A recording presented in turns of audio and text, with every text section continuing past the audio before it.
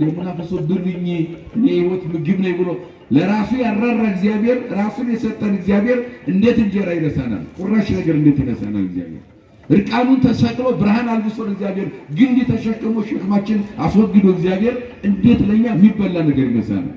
አያችሁ፣ ሃይማኖት ጎደሎ እንዳይሆን ሃይማኖታችን እንስራ እንጠይቀው እግዚአብሔር ያበረክታል። ከቃሉ ጋር ናችሁ። ስራ ደግሞ አትናቁ። አሁን አልተለመደም። እንደው ቄሶቹም ሁላችንም የምንሰብከው ንስሐ ግቡ ብቻ ነው። ስራ የመጀመሪያው ከንስሐ የሚቀድመው ስራ ስሩ ነው። ሰነፍ ሰው አይኖር። የት ቁጭ ብሎ የሚውል ሰው መኖር የለበት። ጤነኛ ሆኖ መስራት አለበት። መማር ባለበት መማር፣ መስራት ያለበት መስራት አለበት። ለምን መሰላችሁ? ንስሐ ግቡ ብቻ ከሆነ ስብከታችን ስራ የማይሰራ ሰው ይርበዋል። እውነት ሐሰት አዎ ይርበዋል አይደል? ይጠማል፣ ይራቆታል። ስለዚህ ሌባ ይሆናል፣ ነፍሰ ገዳይ ይሆናል አይደል? ነፍሰ ገዳይ እንዴት አድርገን ንስሐ የምንሰጠው? የራበው ሰው ነፍስ የሚገል ሰው ሆኖ ሲመጣ እንዴት ብለን ንስሐ እንሰጠዋለን? ያ ንስሐ ቢሰብኩት ይገባዋል ወይ ነው? አይገባውም። ይገባዋል? የራበው ሰው ንስሐ ይገባዋል? ምን ነው አቆረባችሁ እንዴ? ሁላችሁም ሰነፍ ናችሁ መሰለኝ። ይገባዋል ወይ ንገሩኝ። ማንን ፈርታችሁ ነው? ካህናቱ ለነሱ ነው ትምህርቱ። እንደ መማማር ስላለብን ነው፣ ለሁላችንም ነው። ልጆቻችንን ስንሰበስብ ልጄ ሰነፍ አትሁን ስራ ጥረግረህ ብላ ብሏል እግዚአብሔር። የሰማይ ወፎችን ተመልከት ብሎ ይበራሉ አለ። አይዘሩም አለ እንጂ አይበሩም አላለም። ወደ ያለበት ይበራሉ፣ ይንቀሳቀሳሉ። በምን? በክንፍ። አንተም ጤና ሰጥቷል፣ አንቺም ጤና ሰጥቶሻል። ሰርታችሁ ራሳችሁን ለውጡ፣ ራሳችሁን መግቡ፣ ራሳችሁን እርዱ ብሎ የመጀመሪያው ስብከታችን መሆን ያለበት ያ። ከዚያ በኋላ ሰው ራሱን የሚረዳ ከሆነ ንስሐ ግባ ልጄ ስንለው ይገባዋል አይደል? አይደል? ችግር ተሸክሞ ግን ንስሐ ግባ አይከብድም? እየራበው ንስሐ ግባ አይከብድም? ይከብዳል። አንዳንድ ጊዜ በእርግጥ ዝም ብሎ እንትን ያሉ ሰዎች አሉ፣ ዝም ብሎ የማይረቡ ሰነፍ ሰዎች አሉ። ጤነኛ ሆኖ መስራት ሲያቅታቸው መስራት ሲገባቸው እዚህ መጥተው የሚሰርቁ። አንዳንድ ጊዜ ደግሞ እኛ በማናውቀው እግዚአብሔር በሚያውቀው እኮ አማራጭ አጥቶ መጥቶ እዚህ መቅደስ የሚሰርቅ ሰው አለ። አቃሉ ጋር ናቸው። አማራጭ ሲጨንቀው የመጨረሻ ጫፍ ሲደርስ ሰውን አልፎ እግዚአብሔር ይዳፈራል ማለት ነው። መቅደስ መጥቶ ይሰርቃል፣ ሞባይል ይሰርቃል፣ በየጸበል ቤቱም ይሰርቋሉ አይደል? አዎ እንግዲህ እግዚአብሔር ይወቀው። መቼስ ጤነኛ ሰው ሰርቶ ቢበላ ሰው አያደርገውም። ይሄን ህሊና ያለው ሰው ማለት ነው። ግን ያ የምን ውጤት ነው የሚለው ስንመለከተው ግን ያለ መስራት ነው። ጥረግረህ ብላን የሚለውን ነገር አለመቀበል ነው። ቁጭ ብሎ መዋል እንደ አይነት ደዌ እንደ አይነት በሽታ ያመጣል። ያ ደግሞ መጨረሻው ሞት ነው። በሰውም በእግዚአብሔር ዘንድ ሞት እኮ ነው። ሌላ ምንም ትርጉም የለው። አያችሁ፣ ስለዚህ የሰማይ ወፎችን ተመልከቱ። መላእክትን በምስጋና በሰማይ ያጸና መላእክትን ተመልከቷቸው። መላእክት ምግብ ሳያስፈልጋቸው ምስጋና እንደ ምግብ አድርጎ በሰማይ መላእክትን አስቀምጧል። መላእክትን በምስጋና ምግብ ያስቀመጠ እናንተ ልጆቹን እንዴት ይዘነጋል ነው። ሌላው የሰማይ ወፎችን ተመልከቱ። እስራኤል ዘሥጋን ተመልከቱ። 40 ዘመን ከሰማይ መና እየወረደላቸው ተመግበዋል። እነኛን ተመልከቱ። በጠራ ምንም በሌለበት ምድረ በዳ ቃዴስ በርኔ ዕብራይስጥ ቋንቋ ነው፣ ሂብሩ ነው። ወደ ግዕዝ ስንቀይረው ሀበ አልቦ ጾማይ ማለት ነው። ወደ አማርኛ ስንቀይረው ደግሞ ነጣማይ የውሃ ምንጭ የሌለበት ሳር ቅጠል የማይታይበት በረሃ 40 ዘመን መና እያወረደ ከሰማይ ሕዝቡን መግቧል እግዚአብሔር። እነኛን የመገበ እስራኤል ዘሥጋን የመገበ እናንተ ጥራችሁ ግራችሁ የምትኖሩ ልጆቼንማ እንዴት እዘነጋለሁ ይላል እግዚአብሔር። ደግሞ እስራኤል ቁጭ ብለው በሉ ማለት አይደለም። አሁን መና ወረደ ከሰማይ ሲባል አንዳንድ ጊዜ ሰው የሚያስበው እየሰማችሁ ነው። ከሰማይ መና ለእስራኤል ወረደ ሲባል ዛውረድ ከመና እያል ስንዘምርም ስንሰብክም ሰው የሚረዳው ድፎ ደቦ ከሰማይ ወርዶ ቁጭ ሲል መሬት ላይ ቆርሰው ሲከፋፈሉ ነው አይደል? እንደዚያ ነው የምትረዱት መጽሐፉን። ከሰማይ መና ወረደ ሲባል ወይም አገልግል እንጀራ ከሰማይ ወርዶ ተከፋፍሎ የሚበሉ ነው የሚመስለው። አይደለም። ርየቱ ከመተቅዳ ነው ኦሪቱ የሚለው። ሲወርድ እንደ ድንብላል ነው፣ መጠኑ እንደ ድንብላል ነው። ከዚያም በጣም ጥቃቅን የሆነ እንደ ምስር አይነት ቅንጣት ሆኖ ከሰማይ ይወርዳል። ጻዕዳ ከመበረድ መልኩ ደግሞ እንደ በረዶ ነጭ ነው። ወከመ አያያተ ማር ፈድፈደ ሲመገቡት ደግሞ እንደ ወለላ ማር የሚጣፍጠው አለ። ግን የምስር ቅንጣት ታውቃላችሁ አይደል? እንደዚያ መጠኑ ስለኖር ከሰማይ ወርዶ አሻዋው ጋር ሲቀላቀል አድራሻው ይጠፋል፣ አይገኝም። ግን ያንን ለማግኘት ሙሉ ቀን እጃቸው ፈለግ እስከሚያወጣ ድረስ እየጫሩ ይውላሉ። እስራኤል ለቀሙ ነው የሚለው መጽሐፍ ቅዱስ። እየለቀሙ ይበሉ ነበር። ጥረግረህ ብላ ነው አለ። አያችሁ፣ ያ እርሻ ነው፣ ያ ቁፋሮ ነው፣ ያ ድካም ነው። ግን ያንን መና እግዚአብሔር እያበረከተ 40 ዘመን መግቧቸዋል እግዚአብሔር ማለት ነው። ስለዚህ የሰማይ ወፎችን እኛንም ተመልከቱ ነው። ሌላው እዚህ ጋር ቀጥሎ የምንመለከተው ሪውት የጥጊያ ተገዳም ዘከመ ይልቁ የምድር አበቦች እንዴት እንደሚያድጉ እነሱ ተመልከቷቸው። ትናንት ግንቦት ላይ የተቃጠለ ምድር እንጂ ልምላሜ አልነበረም። ከሰኔ መጨረሻ በኋላ ክረምት ሲገባ ያ የተቃጠለው ምድር ወደ ልምላሜ ተቀየረ በዝናብ አማካኝነት። ከዝናብ ቀጥሎ እንደገና ጽጌያት አበባዎች ፈነደቁ ወጡና የምድርን ገጽ ምድርን ተቆጣጠሩት ይላል። እነኚህ ከየት መጥተው እዚህ ላይ እንዳበቡ እንዳማሩ እንደተዋቡ ታስቡምን? እነኚህን ካለመኖር ወደ መኖር አጥቶ ውበት ከሰጠ በዚህ በቅጠል ላይ ወደ አበባነት ቀይሮ ውበት ከሰጣቸው እናንተን ካለመኖር ወደ መኖር አንጥቼ ፈጥሬ በዚህ ምድር ላይ እንደ አንጥቼ አበባ ሳርን እንዲያቀዳጀው ለእናንተ የሚያስፈልጋቸውን እንዴት አላደርግም ይላል እግዚአብሔር። ይህን ካለ በኋላ ሲጠቃልለው ትምህርቱን እናንተስ አስቀድማችሁ መንግስቱንና ጽድቁን ምን በሉ ፈልጉ። መንግስቱንና ጽድቁን ቅድም እንዳልኳችሁ በድያለሁ ይቅር በለኝ የመጀመሪያው ጸሎታችን። ሁለተኛው ጸሎታችን ወደፊት እንዲያልበድል አንተ ጠብቀኝ። እስኪ በሉ የመጀመሪያው በድያለሁና ይቅር በለኝ ወደፊት እንዳልበድልህ አንተ ምን በለኝ ጠብቀኝ። ይሄ ነው ንስሐ እየገቡ መቀጠል። ንስሐ ይገቡ ነው። ለዚህ ነው መጥምቀ መለኮት ቅዱስ ዮሐንስንም ስናስታውሰው በተለይ በዚህ ወርሃዊ በዓሉ ላይ ዓመታዊ በዓሉ ላይ ቅዱስ ዮሐንስን ስናስረዳ በዚህ ምድር ላይ የሐዲስ ኪዳኑ የመጀመሪያው ፈርቀዳጅ ወንጌላዊ ነው የሰበከው። ድህረ ነቢያት ከነቢያት በኋላ የነቢያት መጨረሻ ነቢይ፣ ቅድመ ሐዋርያት ከሐዋርያት ቀድሞ የመጀመሪያው ሐዋርያ ነው። እንደ ትንቢት ወንጌል እየሰበከ ከክርስቶስ 6 ወር ቀድሞ ለዚህ ምድር ይመጣ። እንደ ሐዋርያት ደግሞ ዓለምን ዙሮ ወንጌል ይሰበከ። ደግሞም ሰማዕት ነው።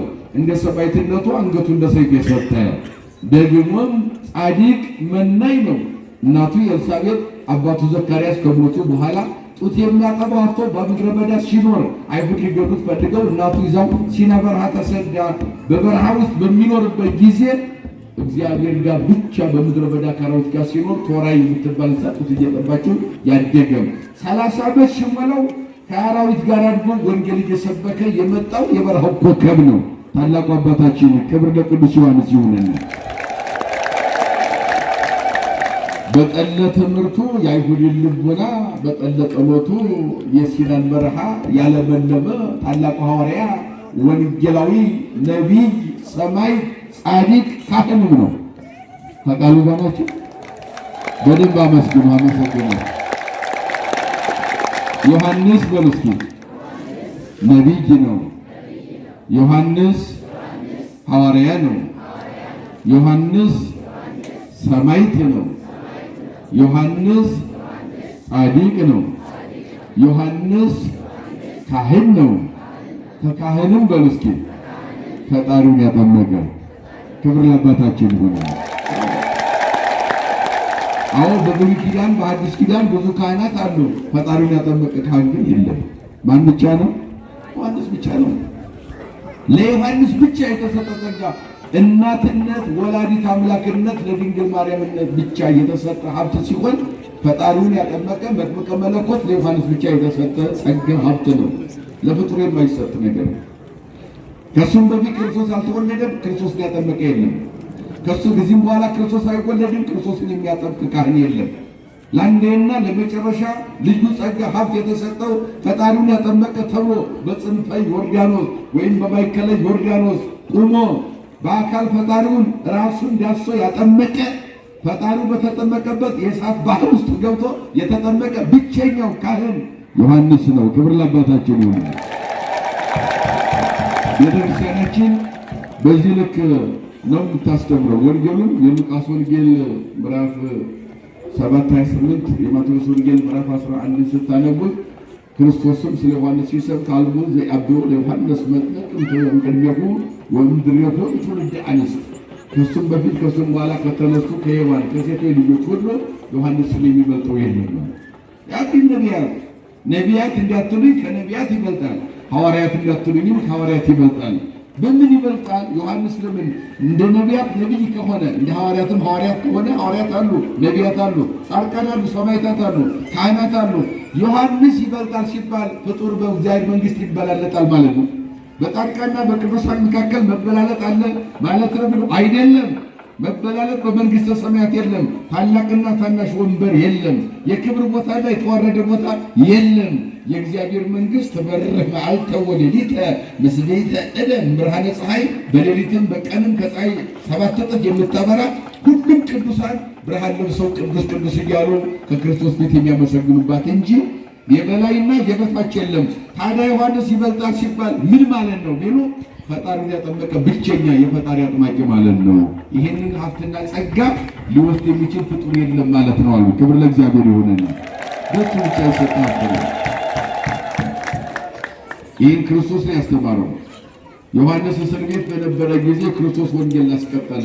ወንጌልን ለማፈን ዓለም ድሮም አሁንም ወደፊት ይፍጨረጨራል። ወንጌል ግን ሊታፈን አይችልም። ቅድም እንዳለው እንደ ጽጌረዳ አበባ እንደ ሱፍ አበባ በሾህ ላይ እየፈነደቀ እያማረ እየተዋበ ያልፋል። ወንጌል እንደዚያ ነው የሚቀጥለው። ኃጢአትን እያቃጠለ ነው የሚያልፈው። ከሃዲያን እያሳፈረ ነው ወንጌል የሚያልፈው። ዮሐንስን ወንጌልን ለማስቆም ዮሐንስን እስር ቤት አስገቡት። ዮሐንስን እስር ቤት እነ ሄሮድስ ባስገቡት ጊዜ ክርስቶስ ወንጌሉን ቀጠለ። የዮሐንስን ወንጌል ጉባኤውን አስቀጠለው፣ ህዝቡን ማስተማር። ያን ጊዜ ዮሐንስ በእስር ቤት ሆኖ ክርስቶስ እያስተማረ እንደሆነ ሰማ። ሁለት ተማሪዎችን ወፈነወ ላዕካነ ዮሐንስ ሀበ እግዚእ ኢየሱስ እንዘ ይብል ተሳልዎ፣ ሂዱና ጠይቁት እስኪ፣ ሂዱና ተረዱት እስኪ፣ እሱ የሚሰብከው ማን ነው? እንዲህ ብላችሁ ጠይቁት። አንተኑ ዘትመጽእ ዘንሴፎ ወሚመ ባዕድ፣ ሌላ ነህ ወይስ ይመጣል የተባለው መሲሁ ክርስቶስ አንተ ነህ ብላችሁ አረጋግጣችሁ ኑልኝ። ማነው ወንጌል የሚሰብከው? ሕዝቤን ግራ እንዳያጋባ ብሎ ወንጌልን እንዳይበክሉብኝ እንክርዳድ እንዳይዘሩብኝ ብሎ ከእስር ቤት ዮሐንስ ሁለት ተማሪዎችን ወደ ክርስቶስ ላከ። ወደ ጉባኤው መጡና እነሱ ምን አሉ? አንተ ነህ ይመጣል የተባልከው መሲሁ ክርስቶስ ዮሐንስ ያጠመቀ ወይስ ሌላ እንጠብቅ? ዮሐንስ እስር ቤት ልኮን ጠይቁ ብሎን ነው አሉ። ያን ጊዜ ምን አለ እሱ? ሂዱና ለዮሐንስ ንገሩት። ዕውራን ያያሉ። ከቃሉ ጋር ናቸው። እስኪ በሉ ሂዱና በሉ እስኪ ለዮሐንስ ንገሩት። ዕውራን ያያሉ፣ ሙታን ይነሳሉ፣ አንካሳን ይረታሉ፣ ለምጻም ይነጻሉ። ምን አልኳቸው? ይሄንን ለማን ንገሩት? ሂዱና ለዮሐንስ ንገሩታል። እኔ ነኝ ክርስቶስ አላለም። ግብሬን ንገሩት። ዕውራን ያያሉ፣ ሙታን ይነሳሉ፣ ድውያን ይፈወሳሉ፣ ለምጻም ይነጻሉ። ይሄንን ሂዳችሁ ለዮሐንስ ስትነግሩት በግብሬ ያውቀኛል በስራ ያለ ክርስቶስ። ሂዱ ንገሩታል ወደ እስር ቤት። እነሱን ከላከ በኋላ ምን አለ? ወደ ኋላ ተመለሰና እነኛን ወደ ዮሐንስ ሂደው ክርስቶስ እንደሆነ ዮሐንስ ይረዳኛል ስራዬን ንገሩት ብቻ ብሎ ላካቸው። እነኛ ወደ ዮሐንስ በሄዱ ጊዜ እሱ ተመለሰና ያንን ያስተምረው የነበረውን ሕዝብ ምን አላቸው መሰላችሁ? አማን አማን እብለክሙ ለምን ትመጻእክሙ ገዳመ፣ ወደ ገዳም ወደዚህ ለምን መጣችሁ? ምን ተተራአዩ፣ ምን ልታዩ መጣችሁ?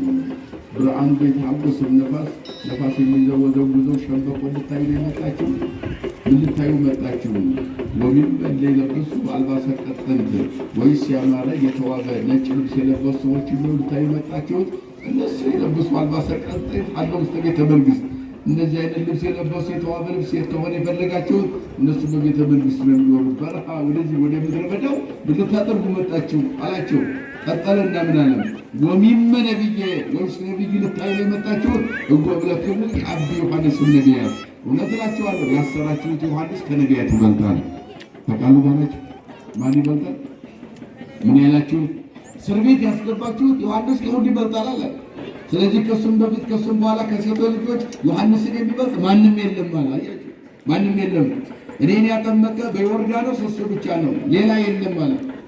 በዚህ ልክ ዮሐንስን ክብሩን መስክሮለታል። ዮሐንስም ደግሞ ስለ ኢየሱስ ክርስቶስ የመሰከረ ሁላችን እንደምናውቀው መጀመሪያ አፉን የፈታው በወንጌል ነው ስንል እነሆ መንግሥተ ሰማያት ቀርባለችና በወንጌል አምናችሁ ምን በሉ ከኔ በኋላ የሚመጣው ከኔ ምን ይላል እሱ ይበረታል አለው ክርስቶስም።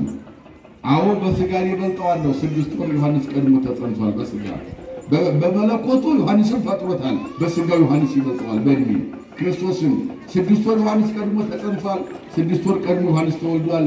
6 ወር ቀድሞ ዮሐንስ ወንጌልን ሰብኳል። ከኔ በኋላ የሚመጣው ከኔ ይበረታል አለ።